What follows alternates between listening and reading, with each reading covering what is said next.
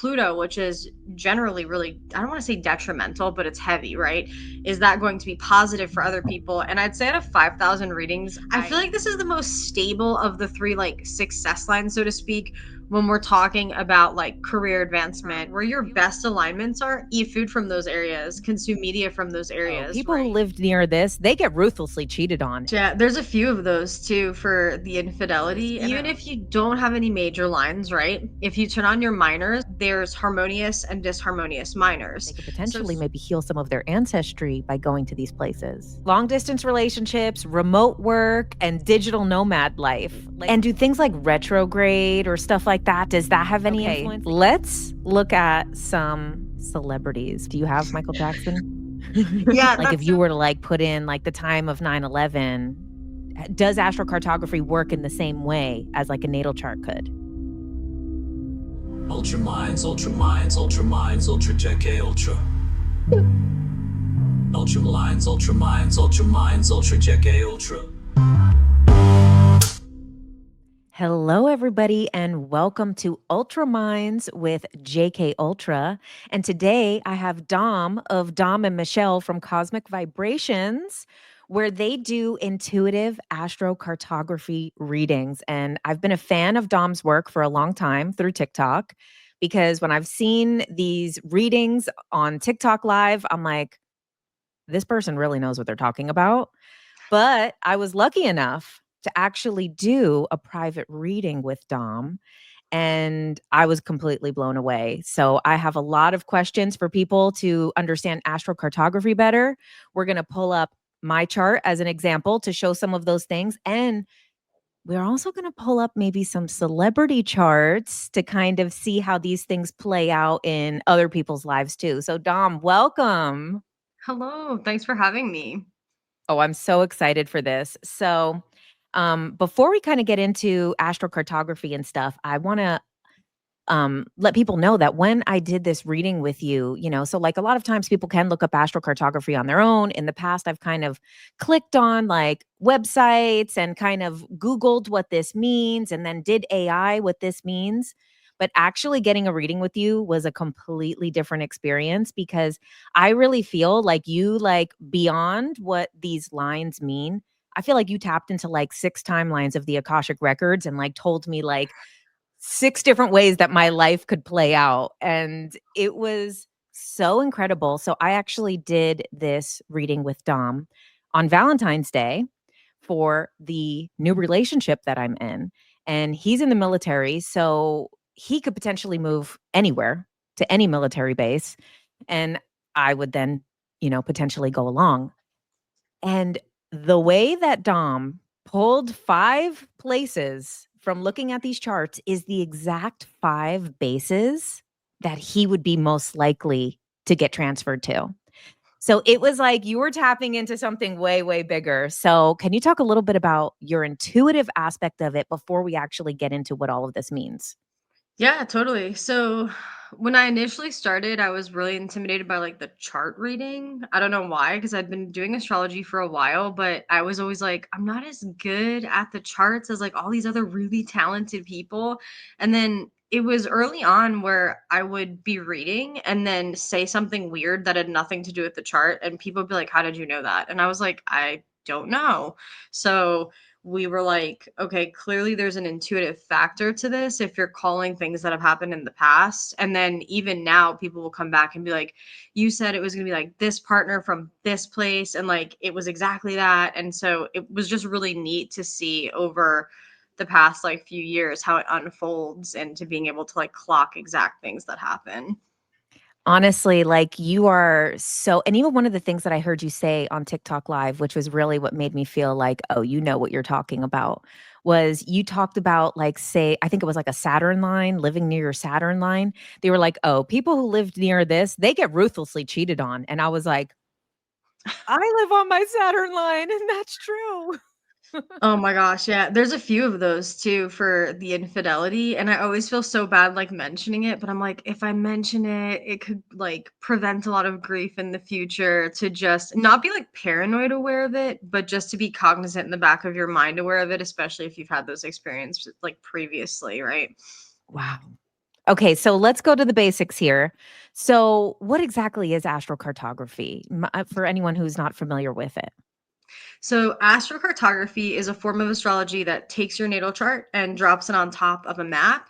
So that way you can see where is best for you to live, travel, find a partner. It really does a lot of different things, but I don't feel like it was popularized until the last few decades. Like, we've all known about astrology, but astrocartography, I feel like, has really hit the scene, I don't know, within the past decade or so. And it's kind of just gaining momentum now. Wow, I think I actually first heard about it from you, seeing you on TikTok Live. I think that was the first time I had ever heard of it, and then I saw it popping up after it came into my awareness. And so, what influence does like a natal chart have? So, like, say, for example, we mentioned having a Saturn line, living near a Saturn line. For me, Saturn is in the second house and retrograde. So, do things like that play a part in astrocartography, or is that separate? That's a great question. So there's actually a little bit of I don't know what the word I want to use for this is, but people are kind of like battling this out in the community right now because I've been testing for about 10 years how the natal chart influences the astrocartography chart. So someone who has like an opposition or a conjunction, like does a certain line, let's use Jupiter, which is beneficial for an example, then become negative for that person. And or like Pluto, which is generally really, I don't want to say detrimental, but it's heavy, right? Is that going to be positive for other people? And I'd say out of 5,000 readings, I haven't seen that to be true. So a Pluto line is going to Pluto, no matter what your chart looks like. Even people who have like Pluto 10th house and positive aspects, and I'm like, has your career been good here? They're like, no. I'm like, okay, noted. So I've been collecting data on it. And a lot of people will be like, oh, okay, well, the aspects, but you can see those minor line aspects on AstroClick Travel laid out on the chart, which is really neat because not any other software I found at least does that. So the aspects do matter around the major lines, but I haven't found that the house placements like can shift like a positive to a negative or a negative to a positive per se, so far at least. Oh, wow. And so, okay, so can you tell us kind of what is the difference between the major lines and the minor lines? Yeah, totally.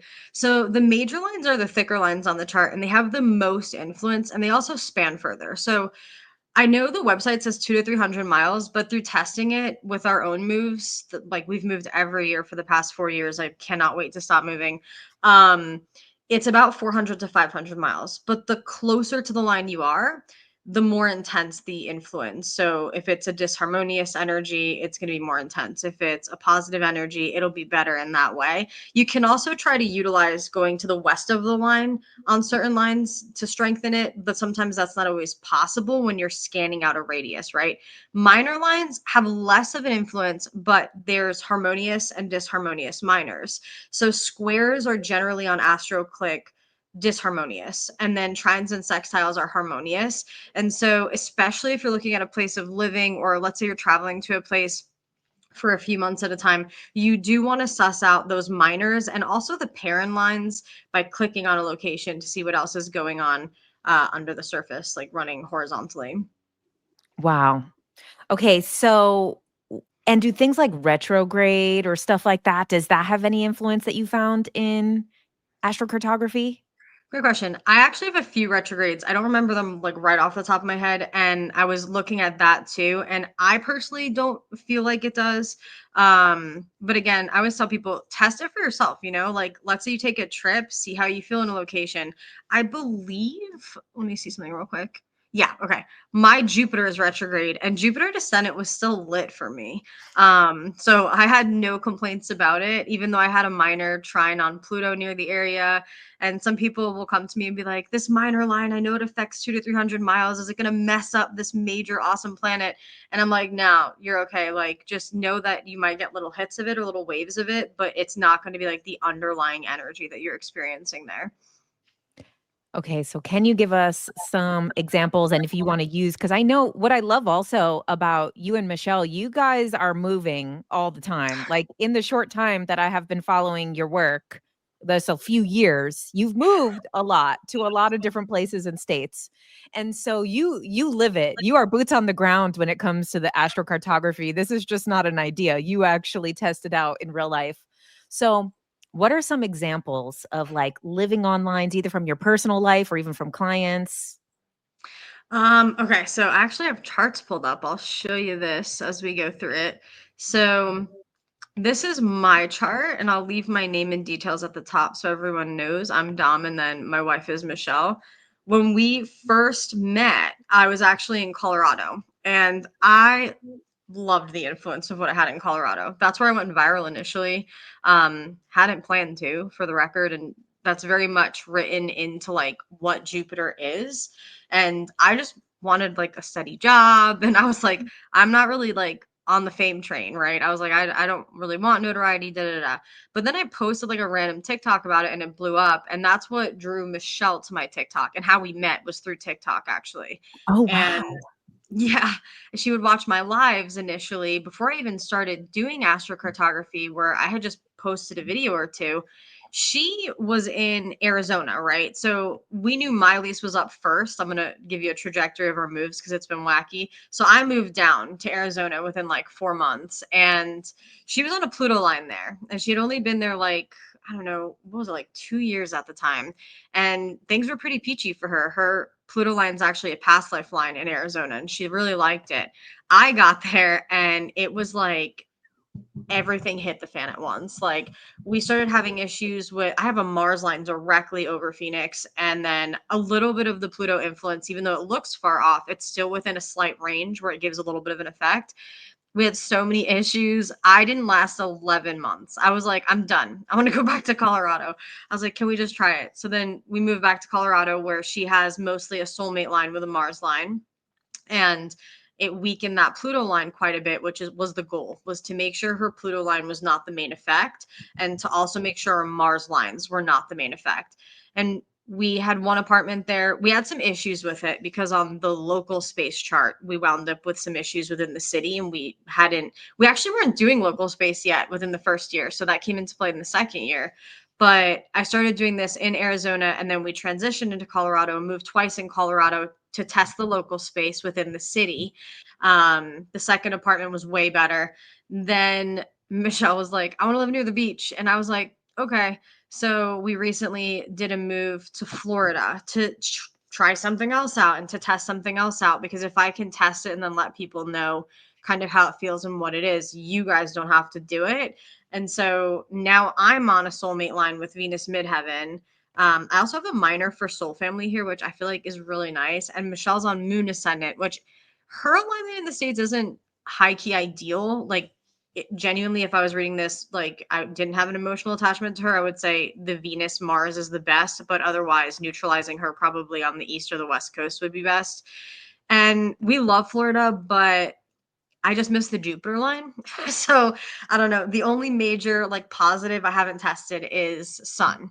And I don't know if we're gonna wind up doing that. I think we might do more so travel into that because we're probably gonna tail it back to Colorado for a few years and settle down before we decide on outside of the country or what we're doing next. Okay, we're going to come back to this chart, but I have a couple things to follow up on what you just said. So, you talked about a past lifeline. So, what is that about? Yeah, so Pluto IC and Chiron IC are the two past lifelines on a chart that can highlight potential locations where you had previous incarnations, right? And so I can read into a little bit more if I look at the natal chart and see where either of those planets falls. So for Michelle, for example, that's Pluto's second house, which is going to be issues around self-worth specifically, but also money and like how she relates to like money, right, will be activated within that location. Um, a lot of times I use the analogy of like Vice had a show about children who remember their past lives. So I always tell people if you travel to a past life aligned location, you can basically almost like clear that energy. Whoa. And there's nothing you have to do specifically. It's just you being there kind of does that.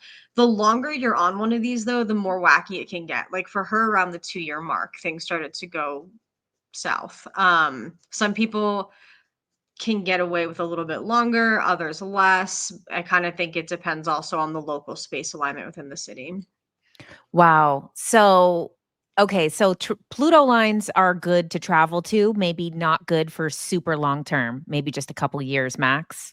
Exactly. Like if someone's like, "Dom, but I really want to move here," and it's on any Pluto line in any position, I'm like, I know with some people, like I'm not gonna be able to talk them out of it, and that's okay, right? Because their soul contract may be to go to a Pluto line for a little bit. Like there's a specific type of healing they're meant to do there. And so I just give the guideline of like, as soon as this starts to get too intense, you're gonna make your exit plan and just do accordingly that, like just leave. Wow. And so my Pluto line, it's so interesting, is going through Peru where I went and did ayahuasca. And I had this incredible healing that like healed the past of this life and potentially other lifetimes. And it's interesting. And I've had this connection to Peru through like a creative project that I was working on too. And I had never been there. So, like, me going to Peru was so life changing, healed so much. So, I can totally see. And especially too, I know that you said that like the house thing may or may not have some influence. So, that's in my first house, Pluto. So then that same like aspect of like it was really healing the self is like what happened there. And that's a Pluto ascendant line you have there too, which amplifies that Pluto first house because Pluto ascendant of your natal chart generally will be first house. So yeah, straight on with that. That's epic. And so you also mentioned soulmate line. So is that different than a Venus line? So the Venus lines, Venus MC and Venus DC, are technically the two soulmate lines. People will get a little hung up on this, which rightfully so, right? Everyone's looking for love and wants to be with a soulmate. So there's also minors for this. Pluto, sorry, I was thinking about Pluto still reeling in my head, but it's Venus in a trine or sextile position in a minor position as well. So you can also use those. Generally, the way you'll use a soulmate line, right? And those are the dark green Venus MC and DC lines. If it runs over a place where a person was born, raised, has ancestry, or a 10 plus year connection with no other opposition to another sign that's like, detrimental. So, for example, on my chart, I definitely wouldn't have wanted to pull that anyone from the east of mine because then I had moon descendant. So, like where I grew up and lived. But that's how you can hone in on, who your person might be and also where your Venus falls in your natal chart. So, for example, mine's ninth house. I knew for a fact it wouldn't be somebody from New Jersey. It was going to be someone from a different country or state completely. Wow. Okay. And then so what I with my boyfriend now, we met on this cruise and I looked first, like, after we met, I looked at my chart. I didn't know anything about, like, the minor lines or the soulmate line out because I didn't really know anything about astrocartography. I'm just, like, trying to piece things together. And I was like, I'm surprised, like, there's really, like, not maybe a major line where we met." Then I looked at his chart, and I saw that the 3 ports that we stopped at on the cruise was going through his Venus line. And then when we did the reading with you, you were like, "Oh, well, yeah, where the cruise went, you have your soulmate line there." And I was like, "Oh my god." So it was my soulmate line and his Venus line. Yes, you have a like nice little pocket of energy with a soulmate zenith point in that area. So it's really cute because that's the parent lines. You can click around on your map and then it'll show you any parent lines that you have that are just not visible to the eye on this software at least or this website at least. Wow. And then okay, so then what about you mentioned the local space. And so like what's the difference between the local space and like regular astrocartography? So initially we were only running main charts, right? And then I found this local space and I was like, okay, there's got to be something more to this. So basically, what's so cool about local space is it can map your trajectory from point A to point B. So I'm going to use an example and put in Orlando because that's where I'm currently centered. So we're moving again, right? And like I said, we're contemplating and pretty heavily decided on going back to Colorado. So what do I transition into that area? This will show me that. But simultaneously, what do I have where my house falls, like my address? So if I zoom into this and then I were to find, where we currently live, what's being activated on both of our charts on this?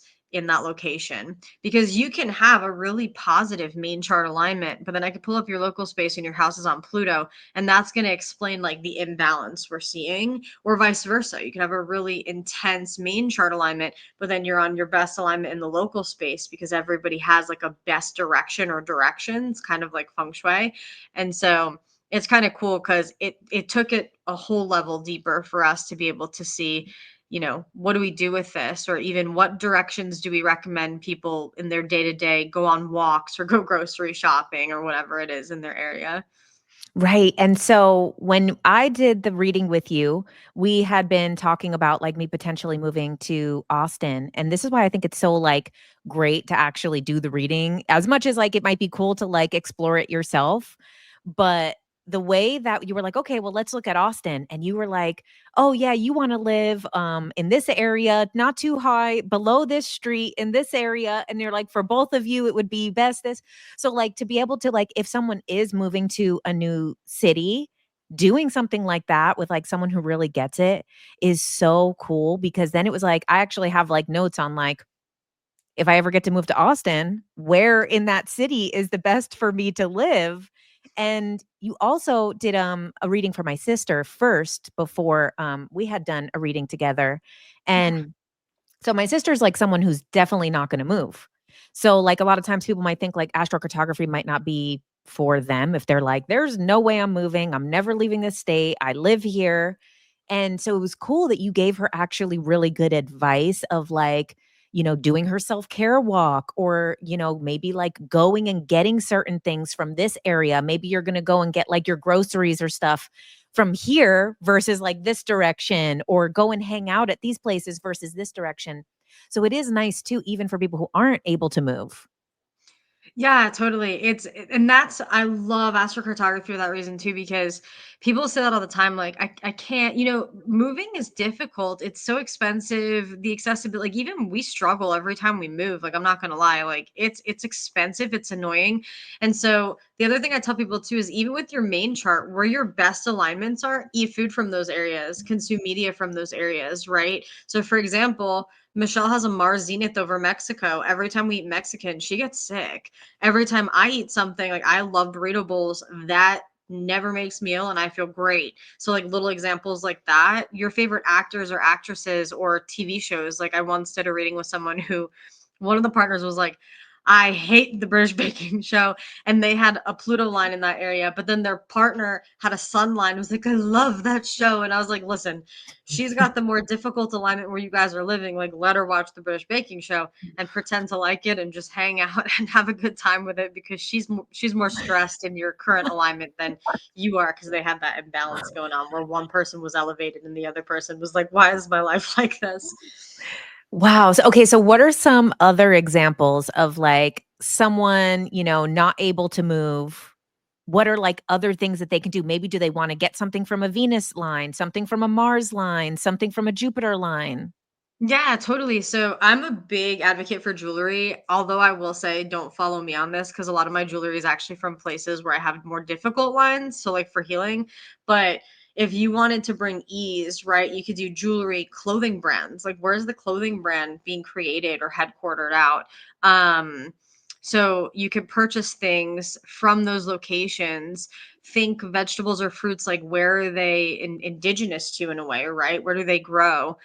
Can you incorporate that food? Can you purchase like items from an Etsy seller off that location, no matter what the item is, right? Those are little ways you can kind of bring it into your day to day. Music, movies, TV shows are also really fun. And I once had someone who was purchasing their supplements from India. And they had amazing lines in India. And I thought it was so funny because she's like, can I keep purchasing the supplement? And I was like, yes, like please do. You actually intuitively clock that like magically well. Wow. Okay, let's go to some of the lines. So, like we talked about the Venus line, that's good for love and things like that. What else is the Venus line good for?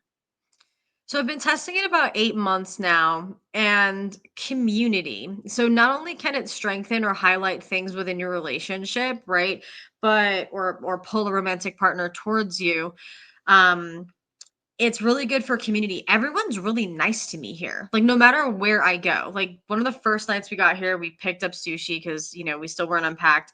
And the guys were like bowing to us and like opening the doors for us in the sushi place. And I was like, what is happening? Because no one had ever been that nice to me. We like would go to the beach and like I made friends with like a little old lady. And then at another point, another little old lady. Like, I've really noticed that. I also feel like if you're looking for a slowdown effect, Venus is nice because on Jupiter, I was definitely burning the candle at both ends. And I started to really feel that. And that's exactly what I advise people not to do. But on Venus, it kind of forced me to like slow down and assess like, how are you eating? How are you taking care of yourself? So, like, self love. And then, how are you enjoying your environment? Are you taking the time to stop and to enjoy the trees or the art, the nature, the cultural, benefits and beauty of where you're currently located? My only qualm with it is it's a little slower on like the money manifestation, but I feel like there were so many other little things that I was supposed to do with this that's why. Oh, and I also got my dog here because I wanted to know if the soulmate line would influence like where you get a pet or a service dog or ESA or whatever it is. And so I definitely feel like that had influence. Oh, wow. Okay, so then you also mentioned the Jupiter line. So, what is like the benefits or, detriment of the Jupiter line? I gained a lot of weight on Jupiter, and I always feel like maybe that sounds silly to some people, but I feel like that was something that really bothered me because I Well, was it is like, expansion, right? literally of your waistline, just a heads up if you're not careful. Um, I was like a vegan of 10 years, like was very just health conscious, maybe a little obsessively so on the East Coast. Then I went to Colorado and I was like like whatever, I'm going to bring gluten back in. I'm going to eat meat again. I'm going to eat fish. And it was really weird cuz like I had never done that. So um I gained like 60 or 70 pounds, if not more.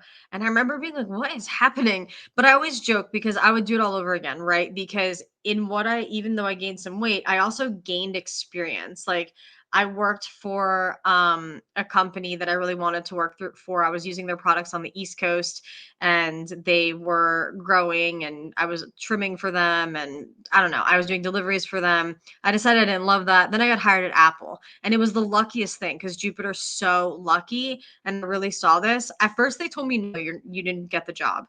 Then I got called back and they were like, oh, yeah, actually, you're going to be a seasonal hire. And I was like, what? Because to get into Apple is ridiculously hard. And so that year was the only year they kept like all 18 of the seasonal hires. So I wound up staying on part time and just, I loved it. It was great. And yeah, I felt very lucky and protected, like and also life just felt like an adventure. That's another thing I highlight with Jupiter because mine is off the descendant. It was definitely with the people I was around. Like, I remember my coworkers at Apple were really great. TikTok was really great when I was in Colorado too. Like, I would have at least a few videos a year that hit a million, if not a few 100,000. I've actually seen that plummet since I came out to Florida. My videos don't reach over 1,000 here. It's really bizarre how that like effect can change based on where you're living and what line you're on. And so, not to be toxic, but is there a skinny line? So I lost a lot of weight around Mars, like on my major Mars line in Arizona, but because of the slight Pluto influence, I feel like it wasn't in the healthiest way. I kind of Mm. just like wasn't eating as much and was a lot more active. So you do kind of want to watch out for that on Pluto. Like, if you're prone to anxiety or like eating disorder, stuff like that, you could kind of like slip. Venus, you can gain weight or lose weight because of the self-care aspect. You can lose weight, but because it's also like indulgent, kind of similar to Jupiter, you can gain weight. And I've also heard complaints of like body dysmorphia or dysphoria on Venus, which I was raised with in line to Venus most of my life. And I was like hot mess express, but I also had Uranus and moon descendant. So it's a little different, but I would definitely say if you're more conscious in that way, you want to watch out for Venus because it can help, but it can also hurt. I would say Mars is probably my favorite because it's going to amplify physical activity, and kind of just give you the drive to be able to, do whatever type of exercise you want. And so, what type of things are good for the Mars line? Either moving there, doing there? What type of things come up in people's life? You would definitely wanna have a buffer on your major Mars line. So, for example, you'd wanna have, like, Jupiter around it. Also, the positions matter. So, let's say you have a Mars line in the AC, MC, IC, or DC. And just for anyone who's unfamiliar with it, AC means how people perceive you because it's off the ascendant, similar to your rising sign. DC is off house 7, so it's your interpersonal relationships, but specifically romantic relationships. IC is kind of what I call things hidden or unseen. It has like a slight air of healing, but also it's really good for real estate. Most of the IC success lines, like Jupiter, Sun, and Venus. And then MC is gonna be off house 10 of career. So if you're really looking to skyrocket your career, the midheaven lines are great for that. So you would want to make sure you have Mars with either like Jupiter pink, Sun orange, Venus dark green to buffer its effect out. Because by itself, it can actually be a little bit of an unsafe energy where I've seen some accidents and people like breaking limbs. I always tell people keep your feet on the ground if you're on Mars. Just don't do anything crazy when you're near it. And so how about some of the outer planets? So is that similar in astrocartography too? So you know how like we have different influence from those outer planets versus our immediate like big 6? Is that something also in astrocartography? Yeah, it's kind of interesting that you said that because I actually feel like the outer planets are better suited for travel rather than living. So, like Uranus and Neptune, for example, if you want like a really excitable travel experience where you're kind of like a kid in a candy shop and you're exploring a whole bunch of things, you're exploring yourself in a way, Uranus could be great. But living on it, I find people have a lot of like somatic symptoms, anxiety, stomach aches, skin rashes. Neptune creates a beautiful, dreamy, whimsical type of an experience when you're traveling to it. Again, depends on the position, but when you're living on it, it's very like dissociative. So people have a hard time focusing. I call them ADHD and ADD because they very much give that energy. And so I think those outer planets, there's benefit to them, but I genuinely don't recommend them for living most of the time. Mm.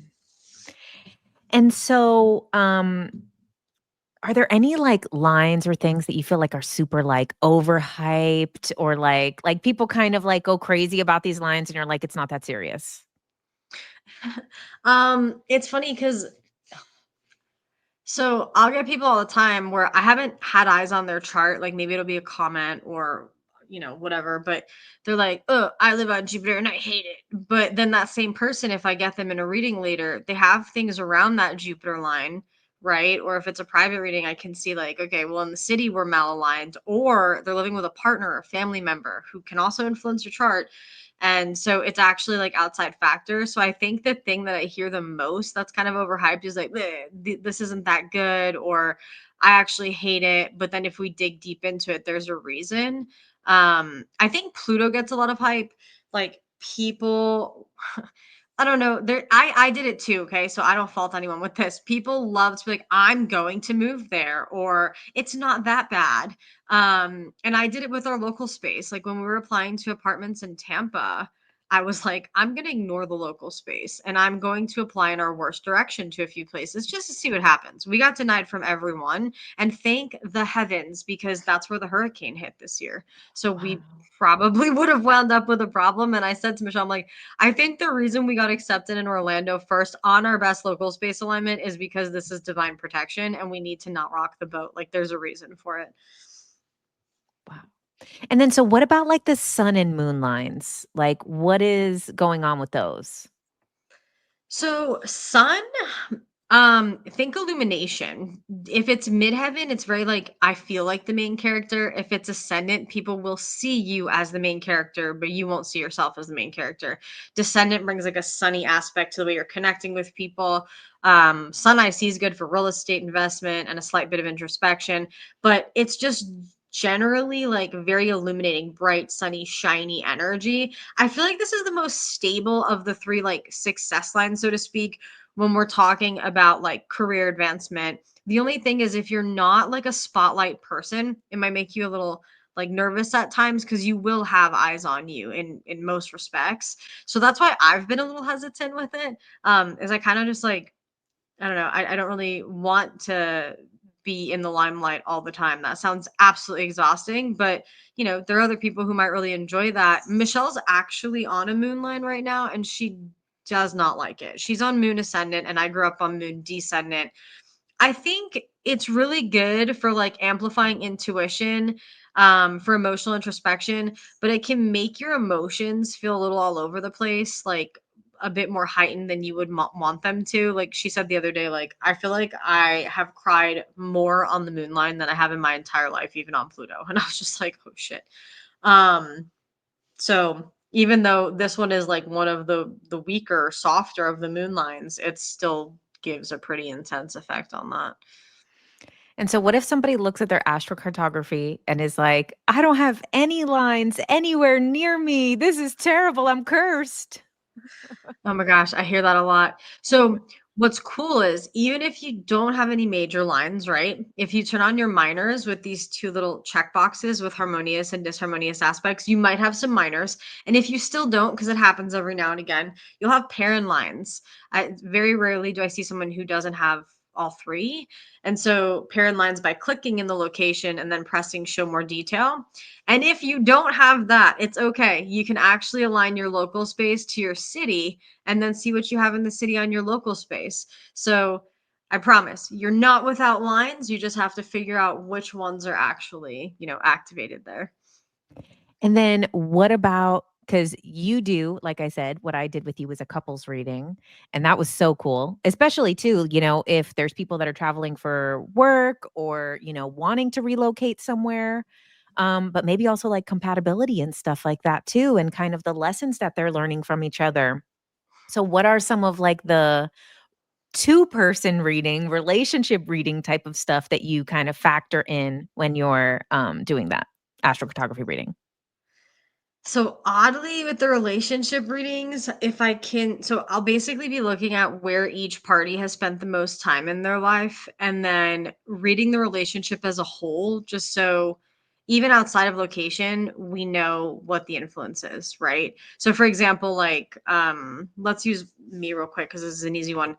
Michelle has a minor for soul family and community, but also for responsibilities surrounding New Jersey, and then a minor soulmate line a little off the coast, but it's a bit too far out. So this means patterns in terms of responsibility could come into play in our relationship, or even like community and who we surround ourselves with. And so if you do that with each chart, you can see the dynamic. It's almost like synastry, right?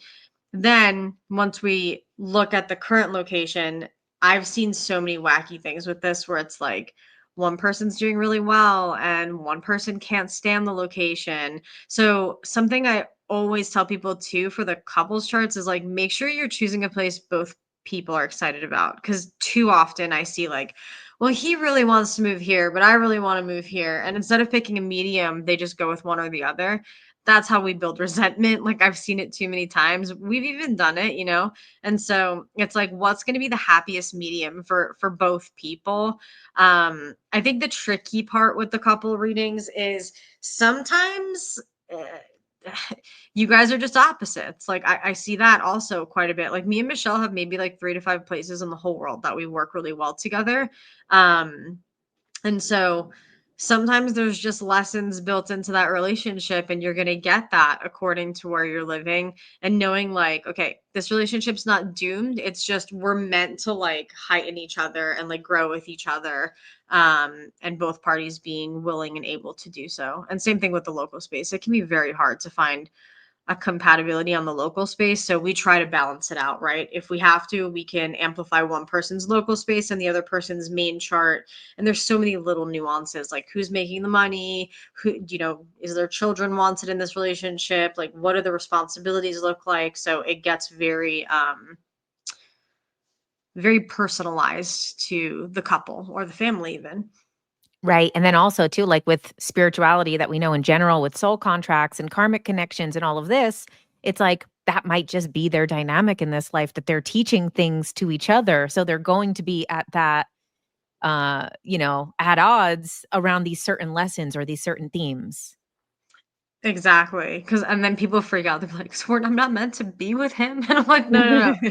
Like, you can weigh this out." I have a few times, I try not to, told someone intuitively when I'm like, "Yeah, like, this seems like a pretty big imbalance, try to work on it. If it doesn't balance out, maybe you need to, like, figure out a different path here."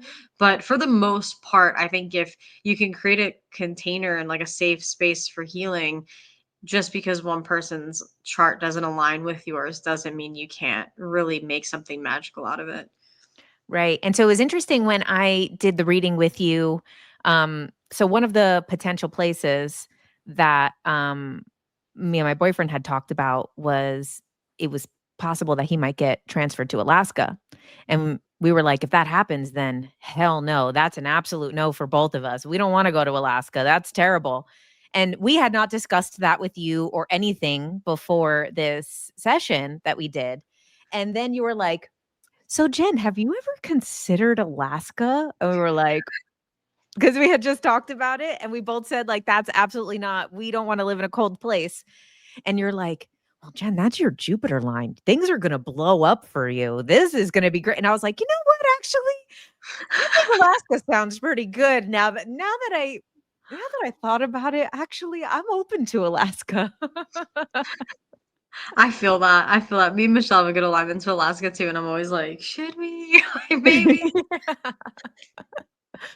But it really also, like, changed my, perspective because kind of with my mind, with my ego, with my just self, I grew up in Jersey City, I lived in New York, and then I lived in LA, and those are the only places I've ever lived. So, I'm like, I wanna live in, like, a place where something's happening, and I'm kind of, like, sad to not live in a place where something like, a lot of stuff is going on. And after that reading, it really made me, like, see that I'm like, "Oh, there's so many potentials of things, and it doesn't matter that, like, I need to be, like, on Hollywood Boulevard or in Times Square like I usually live." And I'm like, "No, like, I could literally thrive in freaking Alaska." And, and you're hitting the nail on the head with that, because I'll have people who are very, I guess the word is fixed, right? And I was like this too, like, don't, no one feel bad, whoever's watching this, but like, I was like, I don't want to be landlocked. Like, I'll just use that as an example. I was like, I can't be landlocked. Like, I was looking at San Diego actually originally, like, I don't, oh my God, it was so long ago. And I was like, I'm going to go to San Diego. And then I got eyes on this chart and I was like, you're not going to San Diego. Like, that would be a literal disaster. And I knew it intuitively. I was like, I feel like if I go here, something bad's going to happen, or it's going to challenge me more than I'm already being challenged. So then I was like, okay, Colorado looks good. And it was me and my ex at the time. And my ex also had the same alignment in Colorado. So I was like, oh, I was like, okay, that would work out for both parties really well. And I'm not gonna say you won't struggle with it too. Like, I remember the first like few months, I hated it. I kept like panicking because I was like, there's no water around this state. Like, I felt the elevation. I felt like I was swaying sometimes, and I was like, I hate this. But then 6 to 8 months in, I was like, oh, if I died here, I would be so happy. And now I, like, anytime I've tried to leave it, I go back. Like, it's just become home. So sometimes I'll get into calls with people who are like, I'm a coastal person, or I'm an East Coast person, or I'm a West Coast person, and I'm like, keep an open mind, because you never know what opportunities could be opened up to you if you challenge it. Like, I tell myself as a Sagittarius, I'm like, 2 years. You have to stay in this place for 2 years. If you hate it after 2 years, or some, for this location we did one, then you go back, right? You're never trapped in a location. You can always figure out a way to shift or to reaccommodate it later on down the line if you have to. Okay, so I wanna ask about long distance relationships, remote work, and digital nomad life. Like, what do you think about astrocartography with these things?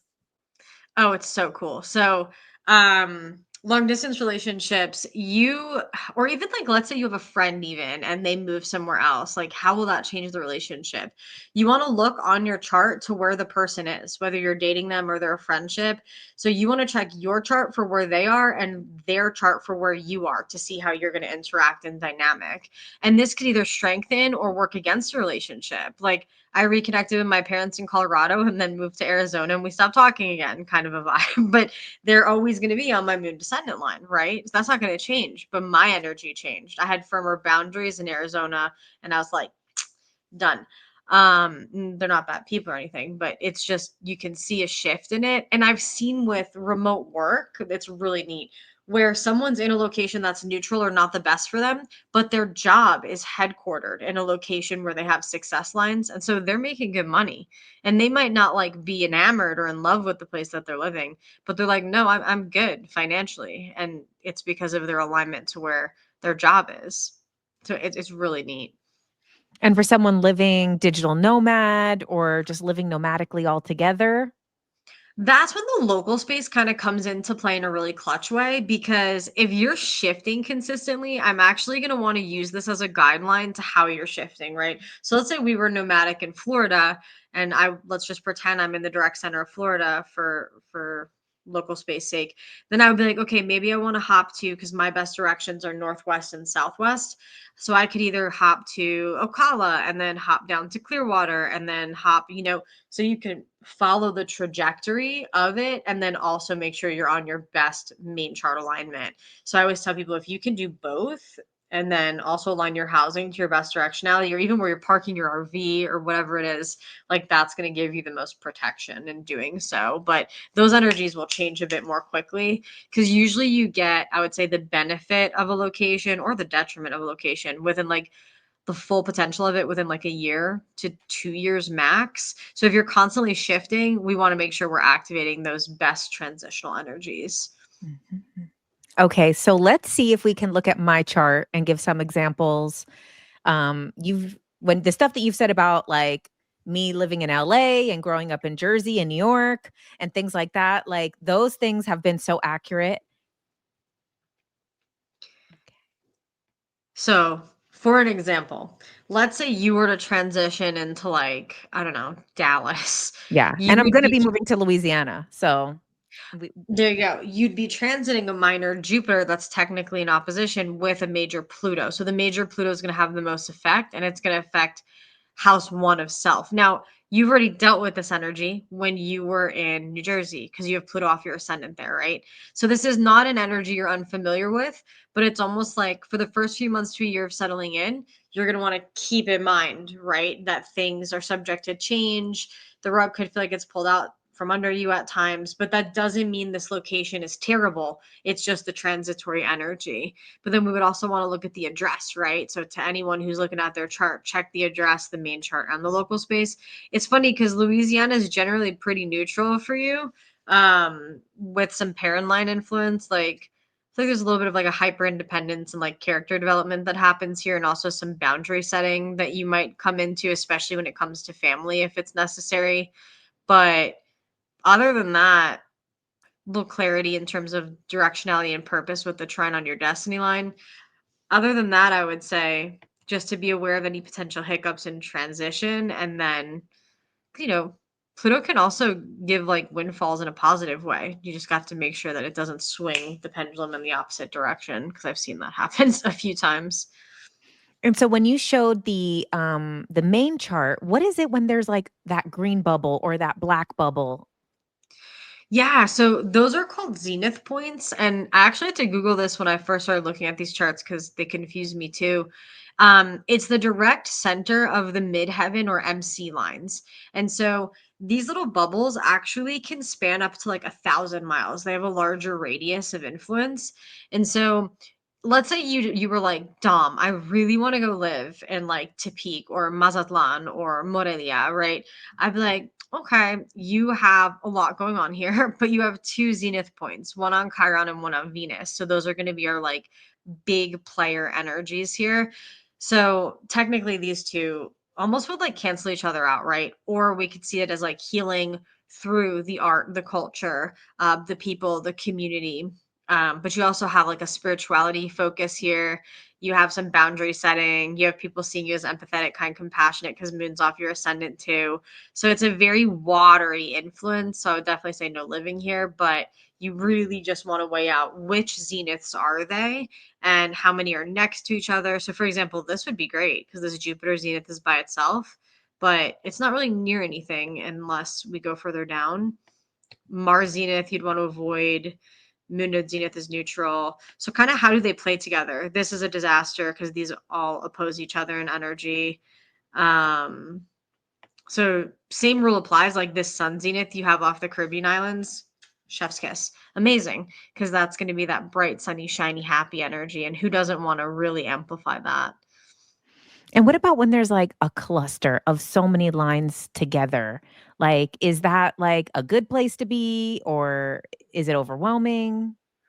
I would say anything more than 3 or 4 major lines in an area is gonna drain you out. So, I get asked a lot like, "Oh, all my lines start." So, for example, on your chart, it's like in Russia up here. "All my lines start up here. Can I go there?" And I'm like, "I mean, yeah, you could travel into it, but for living, especially, like, that'll just zap you." So, even what you have in Mexico is a good example. You've got, like, in this like little cluster right here, one, two, three, four, five energies. And even though one of them is ascendant and a little less intense, too much, too much to mitigate on a day-to-day basis. So I would usually say no more than 2 to 3. And if you're going to go into 4, you want to make sure at least one of them is in the ascendant position, because the ascendant position won't affect you and your functioning as much on the day-to-day. Mhm. And it's interesting that, like, cluster in Russia because I have a lot of connection to Russia and Russian people.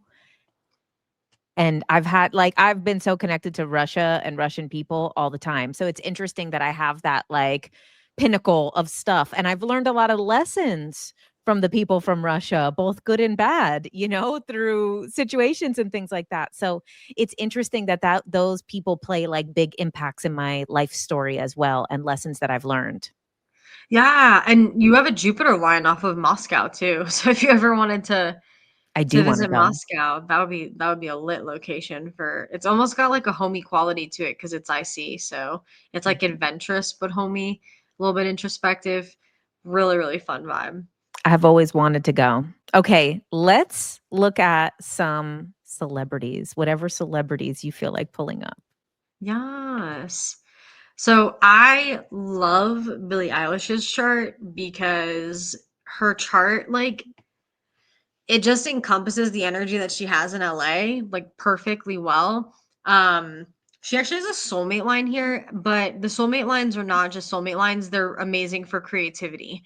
So, next to her soulmate line to the east, she also has a sun line. So, that's, like, literally illuminating her art, right? I've not checked her brother's chart, to be honest, because I don't think I could find birth details on him, but I really love what she carries here because it amplifies her creativity and her community, and also, she's just got like a very positive spin on herself within this region. She does have Pluto off the coast, but I feel like that's more Pacific Northwest and like San Francisco Central Cali. So where she's living, just as an example, is like actually perfect.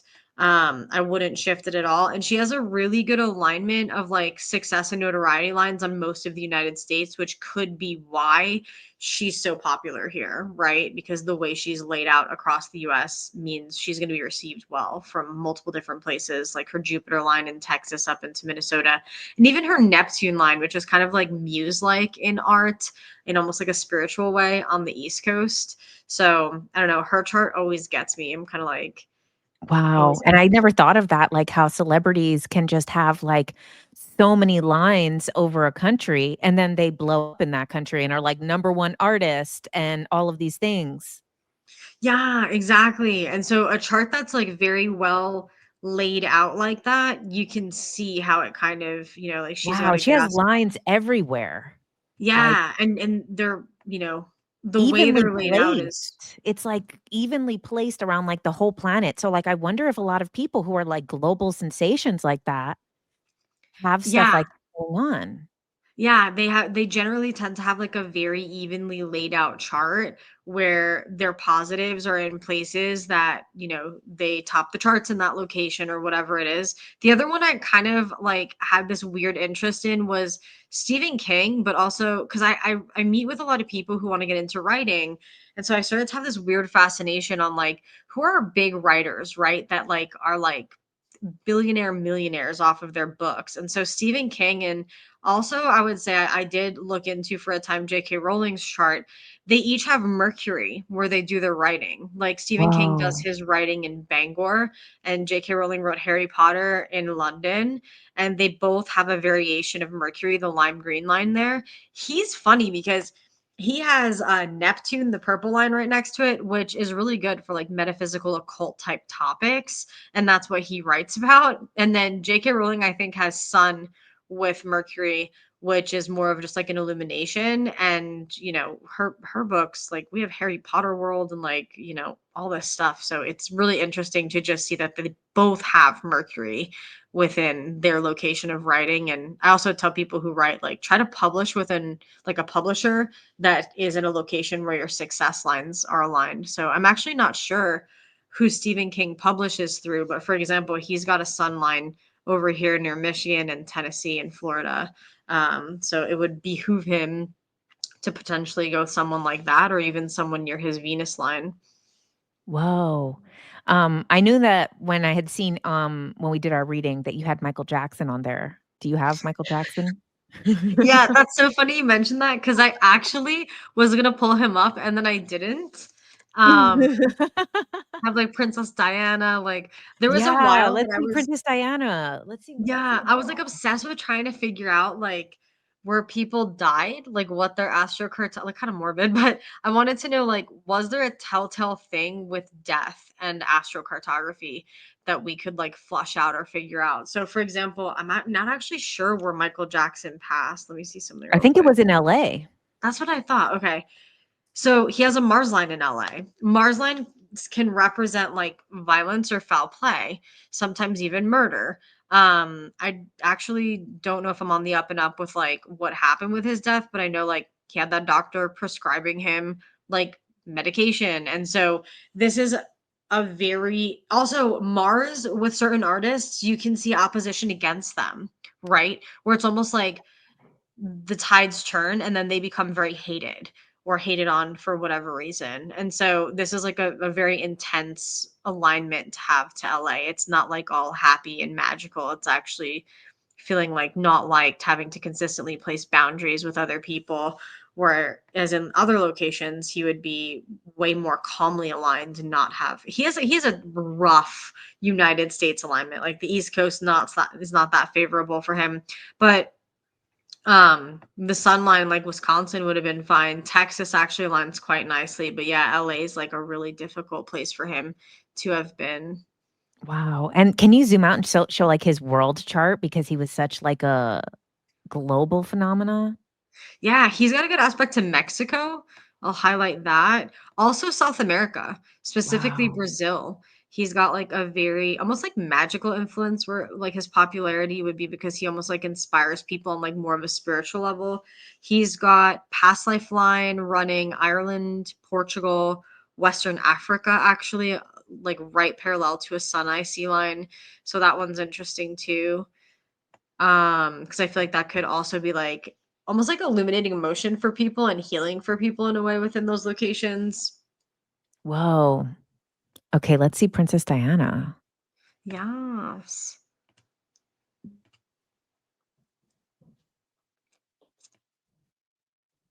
So Princess Diana is one of those charts where she lived, she didn't have any majors other than a slight influence on a Mercury descendant, right? But she had a lot of minors.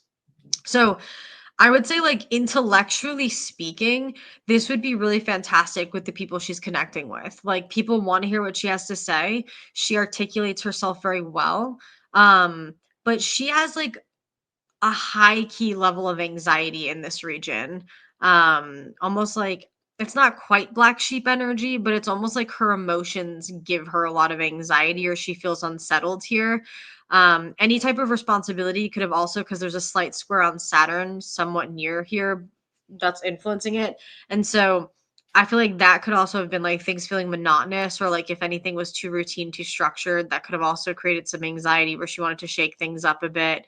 So it's not the worst alignment I've ever seen, but it's definitely not great. Like there's just some things that pop up. And her parent lines are very challenging too. Because it's weird. People see her as very bright, sunny, shiny, outgoing, but the way she relates to people, there's a lot of attachment and abandonment trauma here. And just kind of like she's a healing catalyst for the people around her and was almost supposed to like teach people lessons, but whether or not the individuals around her were receptive to it, you know, is to be Mhm. kind of figured out. Do you have any other celebrities in your list? I don't know. Let's see here. I have Zendaya. I've looked Yeah, let's her see up. her. She's LA too, yeah? Mhm. She's actually got a Pluto line in LA. Um, so she's better suited in like Texas because Pluto's off her midheaven here. Like I said, this could be extreme success, but also like losses. So I kind of find her interesting because she's not always in the public eye. Like she kind of does take a back seat where she like doesn't want to always be like in the media. And so you'll see her when she's filming things, right? But I think that might actually be a really good way to go about this Pluto line because she also has a bit of anxiety with that sextile on Uranus. She's got a trine on Chiron ascendant here, sextile on Mercury midheaven. So I feel like being introverted plays on this really well and making sure like you're doing and tapping into that healing journey plays really well with this. I'm wondering what New York looks like for her. Oh yeah. New York's actually more so her Jupiter line. So in the battle of New York versus LA, New York would win out for her in terms of just feeling more settled within the location. So anytime she does a project there or she's shooting something there, that's also going to be of benefit to her. Wow. This is a pretty out there question. I don't know if you've considered it yet. It just came to me. Yeah. What about like, you know how you can do like a birth chart, a natal chart for an event? Can you do that for astrocartography? And like a really grim example would be like 9/11. Like if you were to like put in like the time of 9/11, does astrocartography work in the same way as like a natal chart could? Yes. I actually am going to put in 9/11 because you just that like blew my mind. I was like, oh my gosh, like what did New Yeah. York have And what over was it like at like 8 something in the morning? yeah, I think it was 8:30. I'm gonna look it up real quick, but you can do your marriage if you know like I have a picture of like the exact moment we signed our marriage document, right? So if you could do your marriage, you could do your Wow. business, you could do, so like our marriage, for example, actually eerily kind of mirrors both of our charts. Like when I pull it up, like same locations are yes and no. And so Wow. you could do that, but let's just see for Okay, fun so here. it says obviously September 11th, 2001, and it was at 8:46 AM Eastern Time in New York City.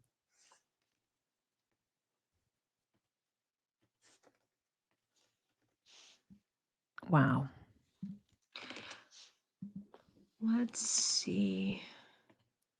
You're Oh, like, "I don't wanna get too, like, negative with the deaths." I'm like, "Put in 9/11." I'm kind of curious because I know, okay, I was very young for this. So I know that one of the planes that went down was it Pennsylvania? Yeah, the one Because it's in actually Pennsylvania. interesting. That was This at location, 10:03 in Pennsylvania. yeah. So my question is, what were the exact location of the people flying the planes or doing the attack that day from? Like ancestrally. Well, there was a lot of controversy around it, but I believe that they were Saudi. Let me put it. That's interesting because honestly, the way this pulls, it's a positive aspect over the location that day. You have Jupiter and Mercury off the ascendant over the area. Okay, And 15 of the 19 of them were from Saudi Arabia, 2 were from United Arab Emirates, which is basically the same area, Egypt, which is also very close, they're all in that cluster, and then 1 from Lebanon. interesting. Even that, it's like a positive aspect, like in terms of success and abundance. This is a weird question, but did the economy do better or worse after this? Hmm.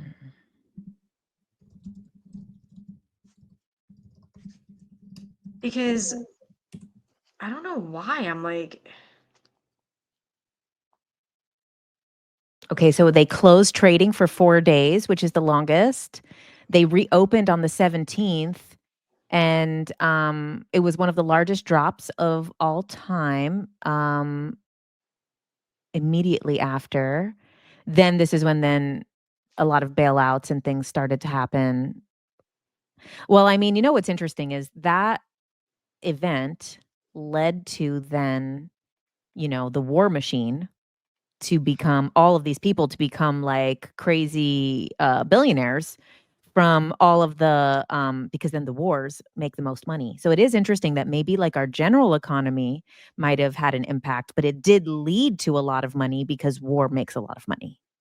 Okay, that's what I was thinking because I'm like, it's weird, like the way it's showing up, it's like financial gain. Then on the local space where the towers were is Saturn, which is going to be representative of responsibility, right? And like structure. Also Pluto, which Pluto minor opposition in terms of what house is that? House 7, house 9, in terms of like how we learn about responsibility and transformation in terms of responsibility, finance, power. So I feel like that combined with the main chart, because yeah, even like where everybody was from, where you were highlighting, it's Jupiter on Jupiter. It's also almost like a tap in spiritually and in terms of destiny. Like, I guess I've never looked at it this way, but did we have shifts in the way we related emotionally and also in terms of like Wow. what we were aligning with as a country in terms of like what we thought of the United States to be? Wow. Oh my God. That could be like some cool videos, breakdowns that you could do on like certain events and kind of breaking down those events. That would be so cool to see the astrocartography of even good events as well, right? Like tragic events and good events and kind of seeing what type of things come up. Yeah, I mean, I've never thought of that. That would be like a whole nother fun series to get into. So thank you for that. And then even like a whole nother aspect of astrocartography that maybe people haven't considered, maybe even historical stuff too. Like, of course, historical, you don't know mostly the exact time unless it's like some Civil War stuff that has like a bunch of like documents. But even things like that, like certain battles of Civil War and like things like that. And I wonder if like those things, I mean, even like assassinations and stuff. Oh my gosh, that could. I'm like, oh, it's so morbid, but so fun. I so know, right? I mean, come so fun on. to True listen. crime is like the biggest thing. So, people love a little bit of morbid.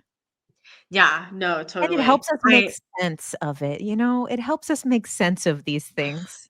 I did a lot of serial killers and, like, murders when I first started, and then I felt like I was disrespecting the families in a way, and I was like, so I stopped doing it, but I remember initially that Netflix documentary, about, like, I forget what case it was. There was one that had come out and had been really popular, and I was looking at the alignment of, like, the children and of the mom and also of the husband who killed them to see, like, is there a common denominator between, like, even serial killings? Like, I remember who was it? Dahmer? Dahmer has, like, Moon and Mars together over, like, where most of his killings were, and, that if you look at the literal definition that AstroClit gives you for it, is if you repress your emotions and don't express them, usually it's like an implosion or an explosion. So either the person's extremely passive aggressive or they're extremely aggressive, and so he Whoa. definitely went in the way of extremely aggressive.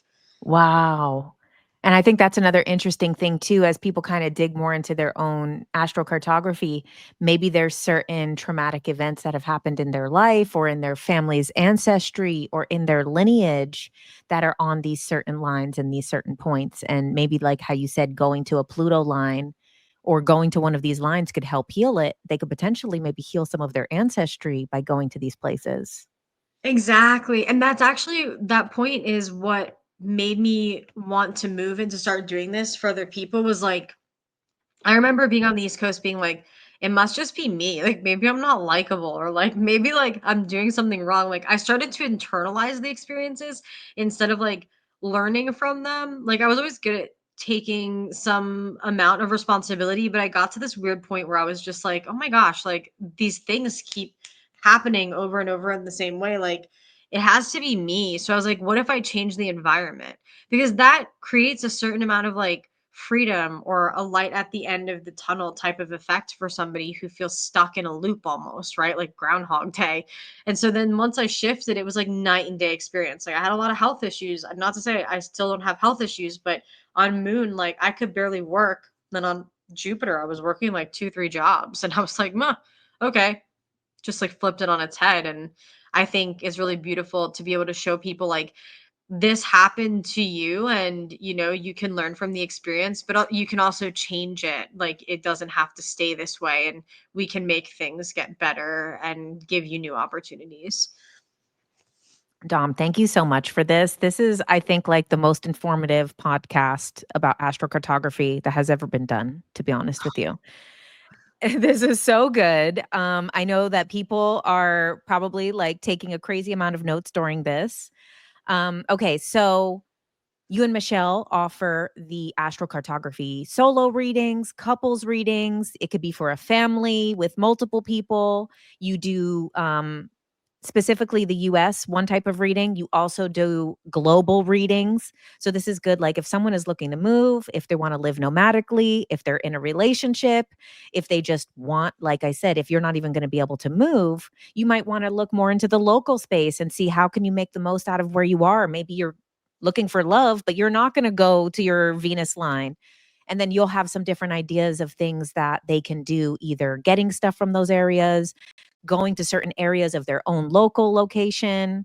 And so, where can people book these sessions with you?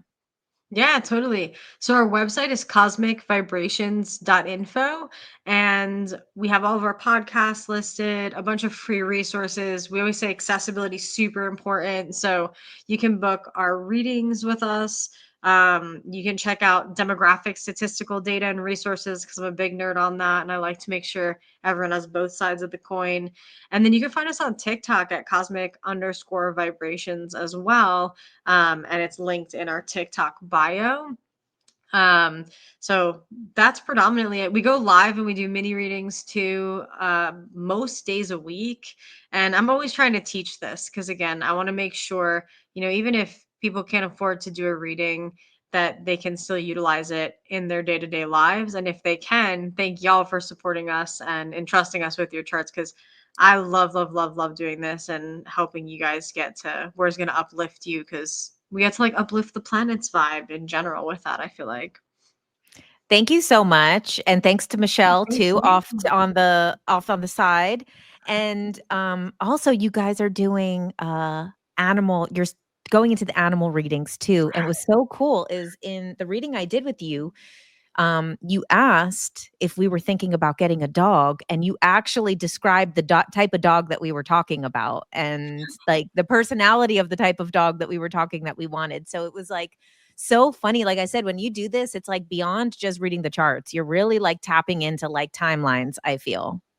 Aw, well, thank you. And yeah, that's been like the new weird thing that's popped up. I took this abilities course with Teresa Porter a few months ago. It was like a 6-week course.